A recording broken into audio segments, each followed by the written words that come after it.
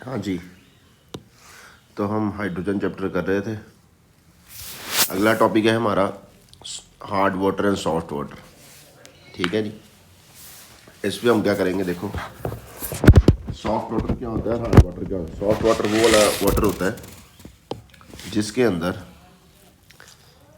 Calcium ion, magnesium ion या iron irons, ठीक है जी, ये प्रेजेंट ना हो, not present in soft water. Soft water के अंदर नहीं होते ये, ठीक है जी। और ये क्या करता है, अब जब आप इस सोप को, अगर इसके अंदर सोप डालते हो तो ये क्या बनाता है, सोप के साथ फोम बना देता है, लेदर बना देता है। ठीक है जी, soft water forms soap, soft water forms, soft water forms foam with soap. Okay जी, जो कि आपकी वो ग्रीस वगैरह को रिमूव करने में हेल्पफुल होते हैं। ठीक है, जो आपके कपड़ों पे डस्ट वगैरह लगी, डॉट लगा होता है। और हार्ड वाटर क्या होता है, हार्ड वाटर के अंदर ये कैल्शियम, मैग्नीशियम, आयरन ये सारे प्रेजेंट होंगे। Calcium ions, magnesium ion, iron, ऐसे कुछ भी हो सकता है, इनमें से कुछ भी हो सकता है। ठीक है जी, प्रेजेंट होंगे। Does not forms lather with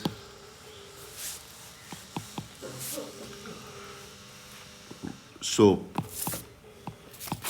ठीक है जी। और हार्ड वाटर ऐसा वाटर होता है जो कि लेदर नहीं बनाता, सोप के साथ झाग नहीं बनाता। तो अगर हार्ड वाटर के साथ आप कपड़े वगैरह वॉश करने की कोशिश करो, नहीं होंगे। ये तो पहले आपको बोल दिया हार्ड वाटर ऐसा होता है क्या, सॉफ्ट वाटर क्या होता है। ठीक है जी, ये आप क्लासिफिकेशन वाटर ये आप देख सकते हो बाद में, इसको देख लेना आप खुद ही रीड करके। ठीक, अब देखो कहता हार्डनेस ऑफ वाटर होती किन के कारण है। It is due to presence of calcium ion, magnesium ion, iron ions. इनके या तो कार्बोनेट्स होंगे, वैसे बाइकार्बोनेट्स क्या होंगे, बाइकार्बोनेट्स, बाइकार्बोनेट या क्लोराइड्स या सल्फेट्स। कैल्शियम के इनके इनके कार्बोनेट, क्लोराइड या सल्फेट जो होते हैं इन आयंस के, वो bicarbonates, chlorides and sulphates are responsible for hardness of water. Bicarbonates, chlorides and sulphates of calcium, magnesium और फेरस आयंस। ठीक है जी। अब होता क्या, देखो आपको पता ही है, सोप जो होते हैं लॉन्ग चेन फैटी एसिड होते हैं, sodium salts of long chain fatty acid, ये आपका सोप का फॉर्मूला होता है। इसके अंदर अगर आप हार्ड वाटर डालोगे, हार्ड वाटर के अंदर क्या होगा, मैग्नीशियम के अगर आयन्स हुए, कैल्शियम आयन, मान लो एक मैग्नीशियम क्लोराइड था उस हार्ड वाटर के अंदर, तो ये क्या हो जाएगा, आयन एक्सचेंज रिएक्शन हो जाएगा। ये मैग्नीशियम अपना सोप बना देगा, सोडियम को बाहर निकाल देगा। ठीक है जी। अब ये जो सोप बना ये इनसॉल्युबल है, ये स्कम बना देता है, जो कि आपके कपड़ों को साफ करेंगे उसके उनके साथ चिपक जाती है, साफ नहीं होने देती। ठीक, जैसे मैग्नीशियम ऐसे कैल्शियम का फॉर्मूला बन सकता है किसी का भी। ठीक है, दिस इज इनसॉल्युबल सोप होता है, जो कि आपकी मतलब सफाई में difficulty cause, this is what happens in hard water. ठीक है, why hard water does not allow cleaning of clothes etcetera. ठीक है जी, हार्ड वाटर में कपड़े वगैरह कुछ भी चीज़ें साफ़ क्यों नहीं होती, इंस्टेंट ऑफ साफ होने के लिए और गंदे हो जाते हैं। क्यों, क्योंकि ये स्कम बनता है जो आपके कपड़ों को चिपक जाता है। ठीक है जी, इनसॉल्युबल सोप स्कम बोल देते हैं इसको। द हार्डनेस कॉजिंग, और अगर आप चाहते हो कि हार्ड वाटर को अब क्या करें, हार्ड वाटर को आप क्या कर सकते हो, hard water can be converted into soft water. How, क्या करोगे, रिमूव करोगे। किसको रिमूव कर दोगे, कैल्शियम आयंस को रिमूव करो, मैग्नीशियम आयन को रिमूव करो। ठीक है जी, इनके बाइकार्बोनेट्स को किस में कन्वर्ट कर दो, कार्बोनेट्स में कन्वर्ट कर दो। वो क्या होंगे भाई साहब, इनके कार्बोनेट इनसॉल्युबल होंगे, वो नीचे गिर जाएंगे, प्रेसिपिटेट आउट हो जाएंगे। ठीक है जी। ऐसे ही क्लोराइड्स और सल्फेट को तो आप एक्सचेंज रिएक्शन के थ्रू ही बना सकते हो। ये हार्ड जो बाइकार्बोनेट के कारण, तो आपने अगर हार्ड वाटर को सॉफ्ट वाटर में कन्वर्ट करना है तो आपको ये आयन से रिमूव करने पड़ेंगे। ठीक है जी, ठीक है। और हार्ड वाटर का नुकसान क्या कि भाई साहब, ये जो होता है आपकी, मान लो बॉयलर्स वगैरह में डालो तो उनके ये जो आयंस होंगे आपके बॉयलर की जो लाइनिंग है उसको ख़राब करना शुरू कर देंगे, ठीक है। हार्ड वाटर की हार्डनेस दो टाइप की हो सकती है, टेम्परेरी एंड परमानेंट। जो टेम्परेरी हार्डनेस होती है कार्बोनेट के बाइकार्बोनेट के कारण होती है, और जो परमानेंट हार्डनेस होती है वो due to chlorides and sulphate होती है, ठीक है जी। मैंने बोला ना आपके पास या तो कैल्शियम, मैग्नीशियम और आयरन के आपके पास या तो आपके पास क्लोराइड होंगे या सल्फेट होंगे या बाइकार्बोनेट्स होंगे इनके, ठीक है। इनके बाइकार्बोनेट सॉल्फेट के कारण ही क्या होती है, हार्डनेस होती है। इसके कारण जो हार्डनेस होती है that is called temporary hardness. इनके कारण, इसके कैल्शियम के क्लोराइड के कारण, magnesium chloride, calcium sulphate, magnesium sulphate के कारण जो हार्डनेस होगी वो परमानेंट हार्डनेस होगी, ठीक है जी। And why the hardness due to bicarbonates is called, it is the due to presence of bicarbonate of calcium, magnesium, iron dissolved in water. It is due to presence of chloride and sulfate of calcium in water, ठीक है जी। अब why it is called temporary and why it is called permanent, देखो आपको पता है अगर आप temporary hardness को रिमूव करना चाहते हो तो खाली वाटर को बॉईल कर दो और वो हार्डनेस रिमूव हो जाएगी। क्यों? क्योंकि हीट करने पे क्या होता है आपको पता है, बाइकार्बोनेट्स किस में कन्वर्ट हो जाते हैं, कार्बोनेट्स के अंदर कन्वर्ट हो जाते हैं, ठीक है जी। बाइकार्बोनेट्स किसके अंदर convert, carbonates are less soluble और ये नीचे गिर जाएंगे प्रेस, यानी कि आप कार्बोनेट को फिल्टर कर लो तो आपके पास हार्ड वाटर। देखो आपने बाइकार्बोनेट्स को हीट करा, वाटर कंटेनिंग कैल्शियम बाइकार्बोनेट और मैग्नीशियम बाइकार्बोनेट्स, इनको हीट करोगे तो वो किस में कन्वर्ट हो जाएंगे, कार्बोनेट्स में, और कार्बोनेट लेस सॉल्युबल होता है बाइकार्बोनेट्स के मुकाबले, वो नीचे गिर जाते हैं। तो आप फिल्ट्रेशन के थ्रू रिमूव कर दिए, यानी कि खाली बॉइलिंग करने से ये हार्डनेस जो है रिमूव हो जाती है। So the temporary hardness is hardness caused by bicarbonates. Why? Because it can be simply removed by boiling the water. Okay. जबकि परमानेंट हार्डनेस जो क्लोराइड सल्फेट है उनको आप अगर हीट करो तो वो वाली हार्डनेस खत्म नहीं होगी, ठीक है जी। That is the reason, that is why they are called permanent, that is called permanent hardness of water, ठीक है जी। अब रिमूव वाटर को सॉफन करने का तरीका क्या है, यानी कि हार्ड वाटर को किसमें कन्वर्ट करना है, सॉफ्ट वाटर में। वो कैसे कर सकते हो, दो तरीके की हार्डनेस है, परमानेंट और टेम्परेरी। टेम्परेरी हार्डनेस को रिमूव करने का तरीका क्या है, बॉईल करो खाली तो कार्बोनेट्स को फिल्टर कर लो, ठीक है जी। दूसरा है क्लार्क्स मेथड टेम्परेरी हार्डनेस को रिमूव करने का। इसमें क्या होता है कि आप लाइम डालो मतलब मैयड अमाउंट ऑफ कुछ वेट कुछ लो आप लाइम का, उसको सॉफ्ट हार्ड वाटर के अंदर डाल दो, तो जिसके अंदर बाइकार्बोनेट्स आए ना, आप उनको ट्रीट करोगे तो आपको पता है बाइकार्बोनेट्स के अंदर, अब आपने रिएक्शन पढ़ा हुआ है, आपने एक रिएक्शन पढ़ा हुआ है कि आप कैल्शियम हाइड्रोक्साइड में कार्बन डाइऑक्साइड पास करते हो, तो अब आपने रिएक्शन पढ़ा हुआ है कि अगर आप बेसिक सोल्यूशन कैल्शियम हाइड्रोक्साइड में कार्बन डाइऑक्साइड पास करते हो आपका कैल्शियम कार्बोनेट बनता है, ठीक है जी, प्लस वाटर।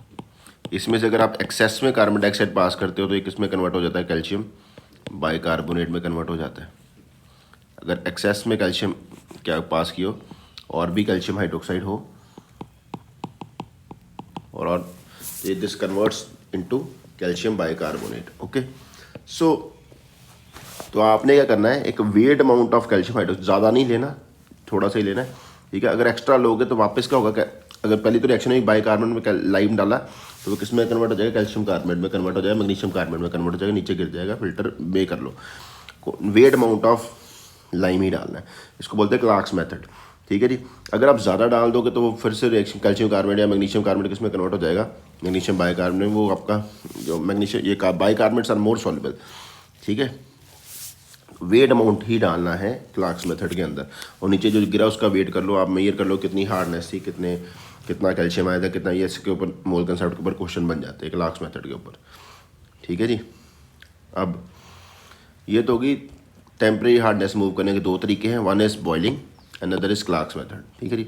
अब अगला क्या, परमानेंट रिमूवल ऑफ परमानेंट और टेम्परेरी हार्डनेस दोनों को रिमूव करने का मेथड। कुछ मेथड ऐसे भी जो दोनों के लिए यूज़ किए जा सके, जैसे कि आप अगर आप वॉशिंग सोडा डाल दो, सोडियम कार्बोनेट, तो क्या होगा, जो अब देखो ये क्लोराइड्स और सल्फेट्स के कारण होती है, ये आयन एक्सचेंज, एक कैल्शियम कार्बोनेट बन गया मैग्नीशियम जो कि इनसॉल्युबल, नीचे गिर के, वेट करो काम खत्म, ठीक है जी। इनको फिल्टर कर लो, आपका सॉफ्ट हार्ड वाटर किसमें कन्वर्ट हो गया, सॉफ्ट वाटर में। अगला है कैलगन सोडियम मेटापॉलीफॉस्फेट होता है, सोडियम मेटा पॉलीफॉस्फेट, इसमें आयन एक्सचेंज रिएक्शन होएगा, ठीक है जी। इसको जनरली सोडियम हेक्सा मेटाफॉस्फेट, ये फॉर्मूला इसका, इसको ऐसे रिप्रेजेंट करते हैं, ठीक है। 6 सोडियम है और 6 ही फॉस्फेट आयंस है, ठीक है जी, मेटाफॉस्फेट्स।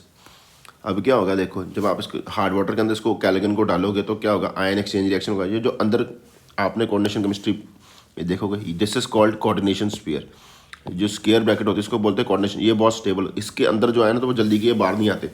अब इस रिएक्शन में देखो, ये जो कैल्शियम इन सोडियम आयन को रिप्लेस करा अंदर वाले को, ठीक है जी। अब 4 सोडियम को 4 पॉजिटिव चार्ज, 2 कैल्शियम 4 सोडियम को रिप्लेस कर देंगे, ये बन गया। अब ये जो था ये इनसॉल्युबल था, ये जो बना है ये सॉल्युबल कॉम्प्लेक्स बन गया। अब ये आपको वो उसके साथ इंटरफेयर नहीं करेगा। कैल्शियम आयन तो इस स्फीयर के अंदर चले गए हैं। अब जो कैल्शियम आयन, तो जो इस स्फीयर के अंदर आयन होता है ना, उसकी प्रॉपर्टीज आपको डिपिक्ट नहीं होती। जो आयंस बाहर होते हैं स्फीयर से, उसकी प्रॉपर्टीज आपको दिखती हैं। यानी कि ये सोडियम आयन की, यानी कि अगर आप सोल्यूशन देखोगे इसके अंदर सिर्फ सोडियम आयन है, आपको लगेगा कैल्शियम आयन है ही नहीं। समझ लगी? This is the thing, okay. Same reaction magnesium के साथ भी हो सकता है, ओके। अब ये क्या किया actually, this reaction is called as sequestration. ऐसी रिएक्शन जिससे कोई आयन मतलब किसी चीज़ में से बाहर निकाल देते हो, मतलब आपको लगे कि आयन किसी चीज़ में से कोई आयन निकालना है बाहर, तो आप उसके अंदर कुछ ऐसा कॉम्प्लेक्स चीज़ डाल दो जो कि उसको बाइंड करके अपने साथ ले जाती है, प्रेसिपिटेट करा दे या कुछ भी करवा दे, तो दैट इज कॉल्ड सिक्वेस्ट्रेशन। ऐसा EDTA के साथ भी होता है, ठीक है जी, ओके। तो ये हो गया कैल्गन प्रोसेस। आगे आ गया water softening by ion exchange.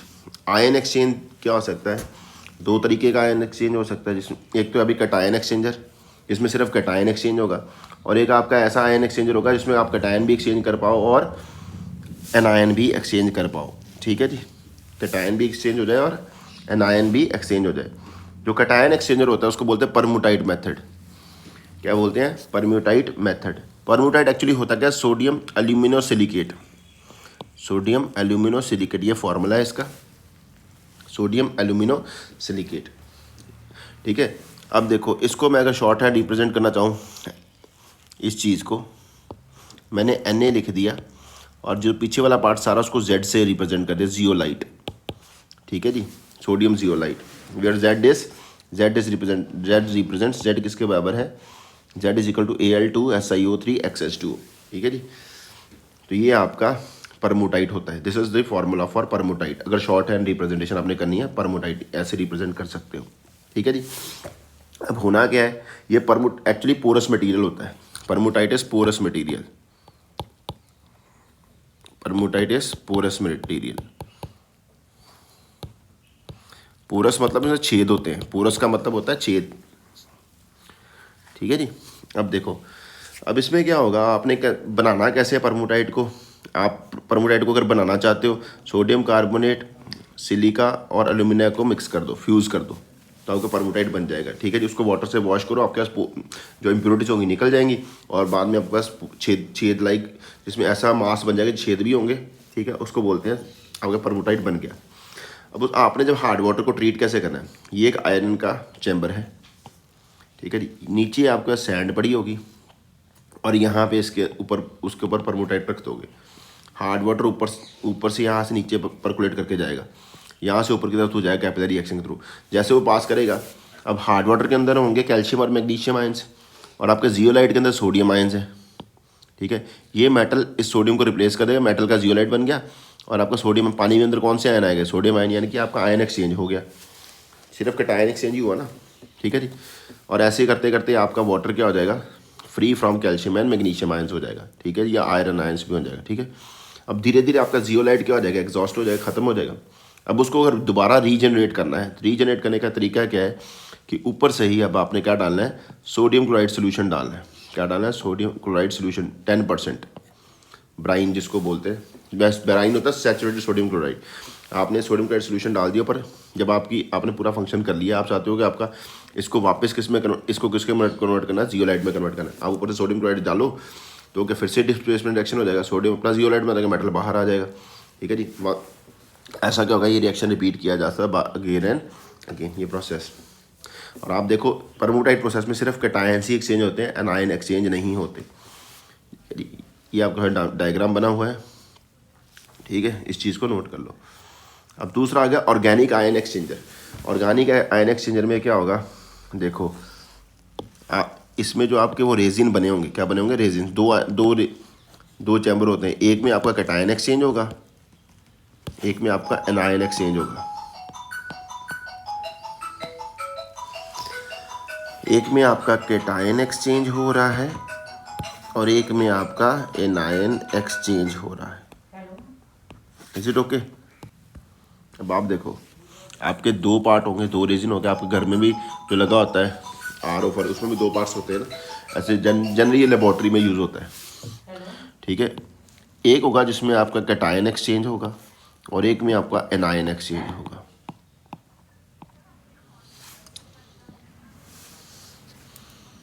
जिसमें कैटायन एक्सचेंज होगा ना, उसमें आपका जो कैटायन एक्सचेंजर होगा उसके अंदर एसिडिक ग्रुप्स होते हैं। उस रेजिन के ऊपर क्या लगे होते हैं, एसिडिक ग्रुप। एसिडिक ग्रुप क्या है, जैसे ये सल्फोनिक एसिड ग्रुप्स, ठीक है। अब आपको पता है ये चीज़ क्या दे सकती है, एच पॉजिटिव, ये भी क्या दे सकते हैं, एच पॉजिटिव।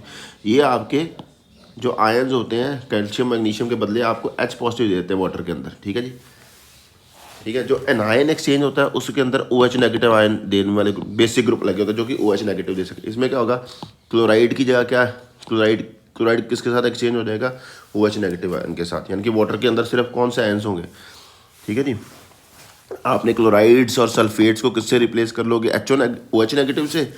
और आपका जो क्या बोलते हैं, अगर आपने जो कैल्शियम और मैग्नीशियम आयन से कैटायंस को किससे रिप्लेस कर दो, बाय H पॉजिटिव, ठीक है जी, क्लियर।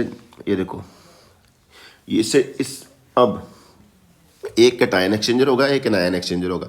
आपने हार्ड वाटर डाला, ठीक है जी, नीचे रेजिन में से पास करेगा, रेजिन जिसके अंदर एसिडिक ग्रुप होंगे जो कि H पॉजिटिव दे सकें, ठीक है जी। और कैटायन को एक्सचेंज कर लेंगे। देखो जैसे फॉर एग्जांपल फर्स्ट टैंक में से अब ये H पॉजिटिव कहाँ से आया,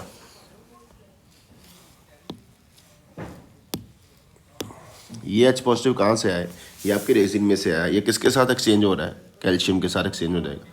कैल्शियम आपका किस में चला जाएगा, रेजिन के साथ चिपक जाएगा।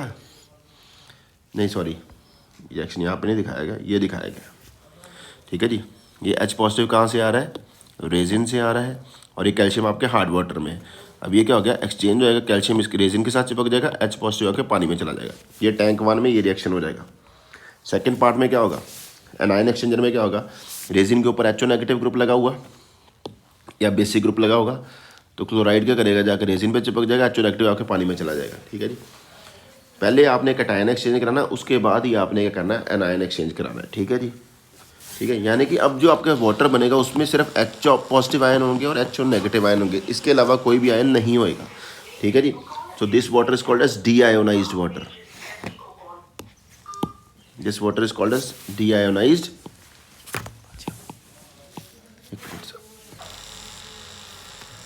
अब यहाँ से देखो जो वाटर बन रहा है उसके अंदर सिर्फ H पॉजिटिव आयन्स होंगे या HO नेगेटिव आयन्स होंगे, तो इसके लिए ऐसे वाटर को हम बोलते हैं डीआयोनाइज्ड वाटर, जिसके अंदर और कोई आयन नहीं है, सिर्फ H पॉजिटिव और HO नेगेटिव है।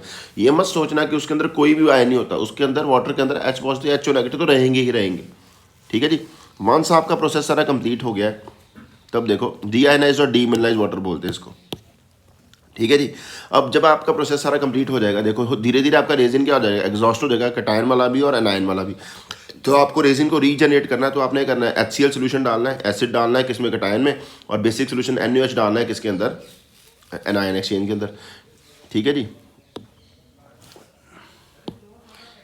ये जो प्रोसेस है this is regeneration of resins. देखो कैटायन एक्सचेंजर में क्या होगा, धीरे धीरे आपका रेजिन के ऊपर सिर्फ कैल्शियम आयन चिपक जाएगा। आपके रेजिन के ऊपर H पॉजिटिव चाहिए था, आप करो एसिड पास करो, कौन सा, या तो आप HCl यूज़ कर लो या H2SO4 यूज़ कर लो, H पॉजिटिव वो दे देगा और अपना रेजिन को फिर से H पॉजिटिव आ गई, आप दोबारा से रिपीट कर सकते हो प्रोसेस, ठीक है जी, ऊपर जाके। और यहाँ से कैल्शियम आपके वेस्ट में निकल गए, और ऐसे ही आपका जो क्लोराइड सल्फेट वगैरह चिपके होंगे एनायन में, उनको रिप्लेस करा वहाँ पे आपके बेसिक आयन चाहिए थे, तो आप क्या डालो, NaOH डाल दो, ठीक है जी। एनायन एक्सचेंज तो बेस के HO नेगेटिव देगा, फिर से रीजन के ऊपर HO नेगेटिव आ गए, फिर से प्रोसेस स्टार्ट कर लो, क्लोराइड सल्फेट निकले, ऐसे आप हार्डनेस ऑफ वाटर रिमूव कर देते हो, ठीक है जी। तो अगला जो है वो न्यूमेरिकल्स है to determine degree of hardness, वो हम नेक्स्ट लेक्चर में करेंगे। Thank you. ध्यान से देख लो सारे प्रोसेस, ठीक है, जो जो बोला है, ठीक है। Thank you.